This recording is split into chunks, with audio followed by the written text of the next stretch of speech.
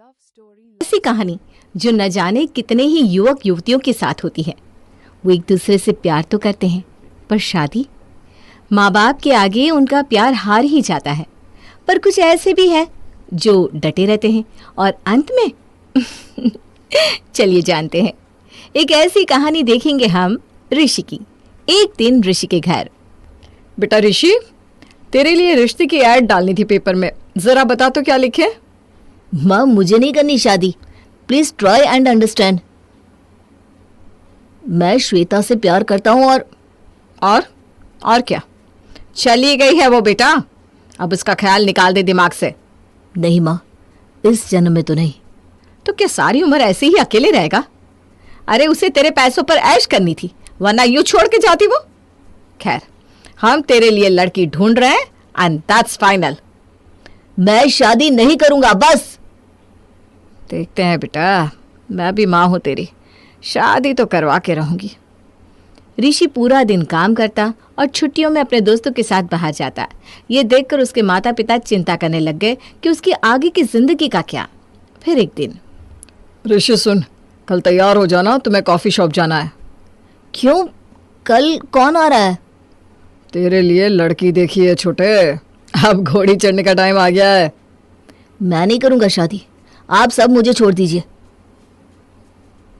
देख ऋषि, लाइफ में move on करना बहुत ज़रूरी है। मैं समझता हूँ कि तेरा दिल टूटा हुआ है, पर हम ऐसे ही नहीं जी सकते ना।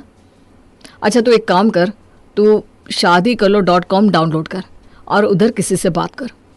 अरे पर तू ट्राई तो कर, क्या पता तेरा काम बन जाए। अच्छा ठीक है, जैसा आप कहें। वैसे आप कहीं जा रहे हैं क्या? अरे तेरी भाभी बोल रही है बाहर लेकर चलो, फ्राइडे नाइट है ना तो सब चले। ठीक है भैया, चलते हैं। सब बाहर जाते हैं, जहाँ ऋषि देखता है कि मम्मी पापा और भाई भाभी एक दूसरे के साथ बातें कर रहे हैं, हंसी मजाक कर रहे हैं। उन्हें देखकर, यार ये सब कितने खुश लग रहे हैं। काश मेरे पास भी कोई होता जिससे मैं भी बातें करता, अपना कह सकता उसे। और उस रात ऋषि ने shaadikarlo.com ऐप डाउनलोड किया। उसने अपना प्रोफाइल बनाया और बस शुरू हो गया सिलसिला राइट स्वाइप का। शुरू में तो उसे वो ऐप पे रहना अजीब लग रहा था, पर फिर उसकी नज़र पड़ी एक प्रोफाइल पर। वो लड़की काफ़ी प्यारी थी और उसके चेहरे की मासूमियत से वो उसे बात करना चाहता था। मेरा नाम ऋषि है। और मेरा मीना कुमारी है। अरे स्टूपिड, दिख रहा है तुम्हारा नाम, मेरा भी दिख रहा होगा ना। हाँ सॉरी, वो पहली बार इस ऐप पे किसी से बात कर रहा हूँ ना। हाँ सच में? मैं भी। तो तुम्हें क्या क्वालिटीज़ चाहिए अपने फ्यूचर साथी में? जो मेरे लिए स्टैंड ले सके, जो सब सच बोले और जो मुझसे प्यार करे। और अच्छा बस बस, समझ गया मैं। काफ़ी कुछ चाहिए तुम्हें? काफ़ी नहीं, बस वो जो मेरे लिए स्टैंड ले, जो कभी अपनी बातों से पीछे ना हटे। अच्छा ऐसा है तो चड्ढा जी, क्या आप मेरे साथ कॉफ़ी पीना पसंद करेंगी? ज़रूर, पर उसके लिए मेरे पापा से पूछना पड़ेगा। हाँ, डेट के लिए पापा को? जस्ट जोकिंग, पर मुझे खाना खाना ज़्यादा पसंद है, तो पहले लंच फिर कॉफ़ी। परफेक्ट, कल 2 बजे तुम्हारे घर के बाहर मिलता हूँ तुम्हें। और चले जाते हैं ऋषि और राधिका डेट पर। काफ़ी बातें होती है, जहाँ ऋषि अपने अतीत के बारे में बताता है, वहीं राधिका अपने काम के स्ट्रेस के बारे में और कलीग से हुए किस्सों के बारे में बताकर हंसती है। उसकी बातें सुनकर और उसकी हंसी से ऋषि पिघल जाता है। वहीं ऋषि की ऑनेस्टी और शांत स्वभाव देखकर कहीं ना कहीं राधिका के दिल में भी उसके लिए पहली मुलाकात में एक अलग जगह बन जाती है। कुछ दिन बाद ऋषि के घर। बेटा मैंने कितनी बार कहा है, हम अपनी बिरादरी के बाहर की लड़की से ब्याहते नहीं है। तू छोड़ दे अपनी रट उस पंजाबन की। नहीं माँ, मुझे नहीं करनी किसी और से शादी। मेरी तो वट्टी पंजाबनी होगी। और आपकी प्रॉब्लम क्या है? जब शादी नहीं कर रहा था तो दिक्कत थी, अब कर रहा हूँ तो भी दिक्कत है। सुन ऋषि, हर बार तेरी जिद नहीं चलेगी, और हम नहीं जानते कौन है ये लड़की, कहाँ से है, क्या खानदान है। बस शहर में रहती है और जॉब करती है, उससे क्या होगा? माँ एक बार उससे बात तो कर लो, फिर डिसाइड करना। अच्छा ठीक है, लगा फ़ोन उसे, बात करते हैं। ऋषि की खुशी का तो जैसे कोई ठिकाना ही नहीं था। उसने तुरंत राधिका को वीडियो कॉल किया। नमस्ते आंटी जी, कैसी हैं आप? नमस्ते बेटा, तो तुम हो वो लड़की?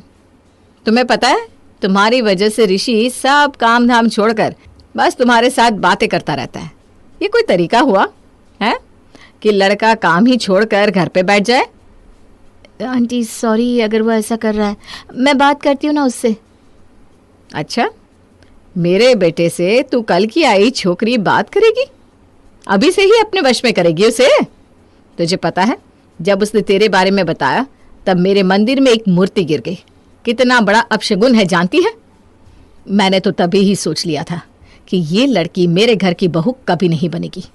और तू तो 29 साल की है, तुम्हारे माँ बाप को शादी की चिंता नहीं है क्या, जो तुम अफेयर चला रही हो यहाँ मेरे बेटे के साथ? कान खोल के सुन लो, ये शादी नहीं होगी, ना आज ना कल। इस लड़के के ख्याल को अपने दिमाग से निकाल दो और जाओ अपने लिए अपनी बिरादरी का लड़का ढूंढ के उससे शादी करो, ठीक है? क्योंकि इस जन्म में तो ऋषि और तुम्हारा कुछ नहीं हो सकता। वैसे खुश मिजाज राधिका की आंखों में आंसू छलक आए। वो बोल पड़ी, आंटी जी आप प्लीज़ मान जाइए, आपकी हर बात मानूंगी। मैं जॉब छोड़ दूंगी, जो जैसा कहेंगी सब मानूंगी। मेरे मम्मी डैडी को भी बोल दूंगी कि आपसे कुछ ना कहे कभी भी।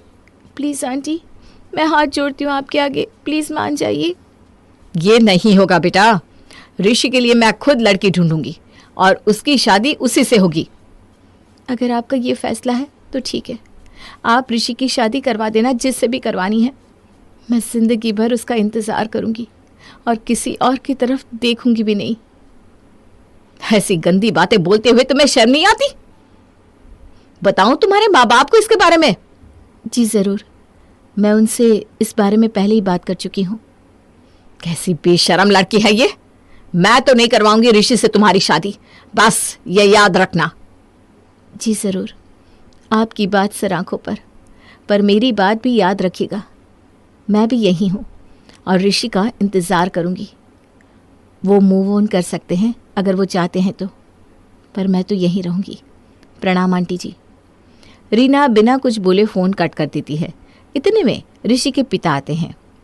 ये सब क्या चल रहा है घर में? यहाँ इतना शोर कभी नहीं हुआ है, क्या हो रहा है अचानक? अरे अब आप ही बताइए, ये लड़का किसी लड़की के प्यार में पड़कर मुझसे झगड़ा कर रहा है। ऋषि, ये मैं क्या सुन रहा हूँ? तुम जैसा होनहार लड़का ऐसी हरकतें कर रहा है? अपनी माँ से लड़ रहे हो किसी लड़की के लिए?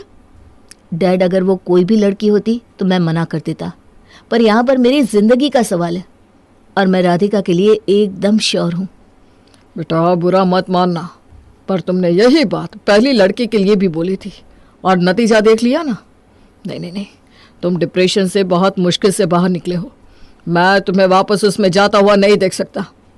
पापा ये क्या कह रहे हैं आप? पहले की बात और थी, मैं तभी 25 का ही था और इंसान से गलतियां नहीं होती क्या? मैं शुरू से ही कह रहा था कि मैं अपनी पसंद की लड़की से ही शादी करूंगा, तो अब क्या प्रॉब्लम है? हाँ मानता हूँ कि मुझसे एक बार गलती हो गई, पर आप मुझे क्या उसकी सज़ा ज़िंदगी भर देते रहेंगे? और क्या गारंटी है कि आपकी पसंद की लड़की के साथ मेरी ज़िंदगी बहुत आराम से चलेगी? मुझे कैसे पता कि वो और मैं कंपेटेबल है कि नहीं? मान लो अगर नहीं चली तो क्या आप मेरी दूसरी शादी करवाएंगे? ऋषि, तमीज में रहो। देखा जी आपने, ये लड़की ने तो आने से पहले ही इतने झगड़े करवा दिए। मुझे बिल्कुल पसंद नहीं है ये। पर बाप, नहीं मतलब नहीं। बात यहीं खत्म। अब क्या? जो प्यार इतनी मुश्किल से ऋषि फिर से ढूंढ पाया था, उसके लिए उसके पेरेंट्स ने साफ साफ मना कर दिया। ऋषि को कुछ समझ में नहीं आया तो उसने राधिका को कॉल किया। राधिका, तू फिक्र मत करना, शादी तो हमारी होकर रहेगी, चाहे कुछ भी क्यों ना हो जाए। बस तुम मेरा साथ दोगी ना? हाँ ऋषि, मैं तुम्हारे साथ हूँ। मेरे यहाँ भी माहौल थोड़ा गर्म हो चुका है। मम्मी पापा मुझे दूसरे लड़कों से बात करने के लिए कह रहे हैं, जो मुझे गलत लग रहा है। मैं नहीं करूँगी उनसे बात, मैं तुम्हारा इंतज़ार करूँगी। कुछ दिन बाद ऋषि के घर पर। बेटा ऋषि, काम तो नहीं कर रहा ना? नहीं माँ, बस। ये ले बेटा, तेरे लिए तेरी फेवरेट डिश बनाई है। थैंक्स माँ, साइड पे रख दो, मैं बाद में ले लूँगा। ऋषि, ऐसे कब तक चलेगा बेटा? छोड़ देना अपनी जिद। माँ, अगर मैं आपसे यही चीज़ बोलूँ तो, कि छोड़ दो ना अपनी जिद। बेटा मैं तो मान जाऊं, पर तेरे पापा नहीं मानेंगे। पर ठीक है, मेरी उस लड़की से फिर से एक बार बात करा दे। सच सच कह रही हो माँ? अभी कॉल लगाता हूँ। बेल बज रही है। अरे उठा ले फोन। रीना अपने बेटे के बदले एक्सप्रेशंस को देखकर चौंक जाती है। जो लड़का इतने दिनों से बुझा बुझा था, वो अब ऐसे कैसे खिल उठा? हेलो। हाँ राधिका। हाँ आशीर्वाद, हम तुम्हारे मम्मी पापा से मिलना चाहते हैं, तो हम सब तुम्हारे घर शुक्रवार के दिन आएंगे, ओके? और इतना कहते ही ऋषि ने अपनी माँ को जोर से गले लगा लिया। वो फिर से हंसता हुआ अपने काम में लग गया। वो हफ्ता वो अपने घर वालों के साथ बैठ के खाना खाता, बातें करता, उसके लिए सब ठीक हो गया था। और फिर आ जाता है शुक्रवार का दिन राधिका के घर। आइए आइए बहन जी, आइए भाई साहब, आओ बेटा और बहू। ऋषि, आपका भी स्वागत है। आइए बैठिए ना आप सब। अच्छा, तो आप हैं राधिका की मम्मी? नाइस। और ये उसके पापा, भाई और भाभी? बहुत ही प्यारी फैमिली है आपकी। जी, हम सब साथ ही रहते हैं और राधिका हमारे घर में सबसे छोटी है। वो तो सबकी लाडली है इस घर में। रुकिए, मैं ज़रा राधिका को बुला लेती हूँ। बेटा आना तो। इतने में राधिका बाहर आती है। उसे इंडियन ड्रेस पहने देखकर ऋषि का दिल फिर से उस पर आ जाता है और बाकी घर वाले भी उसे देखते रह जाते हैं। सामने आकर उसने रीना और प्रदीप जी के पैर छुए और प्रणाम किया। रीना ने एक हल्की सी मुस्कान दी, पर प्रदीप जी को तो उसमें अपनी बेटी दिख गई, पर वो बोले कुछ नहीं। बस वहीं से बातों का, हंसी मजाक का सिलसिला शुरू हुआ और पूरी शाम चला। फिर डिनर के बाद, हाँ जी, तो भाई साहब, ऋषि और राधिका एक दूसरे को पसंद करते हैं। हाँ जी, बस आजकल बच्चे खुद ही पसंद कर लेते हैं। हाँ जी, पर अरे बोलिए ना जो बोलने आए हैं। तो बात यह है कि हम एक्चुअली, हाँ जी, ये शादी नहीं हो सकती है क्योंकि लड़की की कुंडली में दोष है। उसका मंगल है, शनि का प्रकोप है। एक मिनट, तो आप कह रहे हैं कि आप लोग यहाँ ना करने आए थे? ऋषि और राधिका के पैरों से जमीन खिसक गई। दोनों किसी तरह अपने आंसुओं को कंट्रोल कर एक दूसरे से नजर चुरा रहे थे। माँ पापा ऐसा मत करिए प्लीज। आप लोगों ने ये बात मुझे क्यों नहीं बताई? भाभी, आपको भी ये बात पता थी क्या? यहाँ सीन क्रिएट मत करो, चलो। और सब उठकर चले जाते हैं। अगले कुछ दिन दोनों घरों में मातम छा जाता है। राधिका तो काम पर भी नहीं जाती, बस कमरे में पड़ी रहती। उसके घर वालों के लाख समझाने पर भी वो किसी से कोई बात नहीं करती। ऋषि के घर, पापा ये आपने ठीक नहीं किया। मुझे माँ ने पहले ही बोला था आपको राधिका पसंद नहीं है, पर ऐसा कुछ मैंने कभी सोचा भी नहीं था। मुझे पसंद नहीं है? ये किसने कहा? माँ ने, और भाभी ने भी एक्सेप्ट किया। व्हाट नॉनसेंस बेटा। वो लड़की बहुत अच्छी है और उसके घर वाले भी बहुत अच्छे हैं। मेरे इतना कहने पर भी उन्होंने कोई बदतमीजी नहीं की, हाथ जोड़कर नमस्ते किया। भला मुझे क्या प्रॉब्लम होगी उससे? इतने में दोनों को किचन से आवाज आती है। बेटा, तूने तो बढ़िया प्लान बनाया था और तेरी बीवी ने भी अच्छा सोचकर प्लान बनाया। और नहीं तो क्या मम्मी, मुझे पता है ऋषि तो सबकी बात मान ही जाता है और वो तो पापा को कभी कुछ पूछेगा भी नहीं, तो इसका ब्लेम हम अपने सर पर क्यों ले? बनने दो पापा को विलन। काम भी हो गया और दोनों को पता भी नहीं चला। हाँ, अब तो मीशा ही बनेगी इस घर की बहू। पापा, तो आप सच कह रहे थे?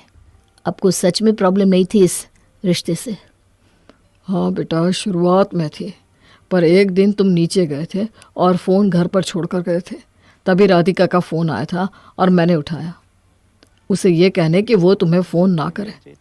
पर उस बच्ची ने मुझसे इतने प्यार से बात की, मेरा हाल चाल पूछा, मेरे सर दर्द के लिए एक्सरसाइज बताई।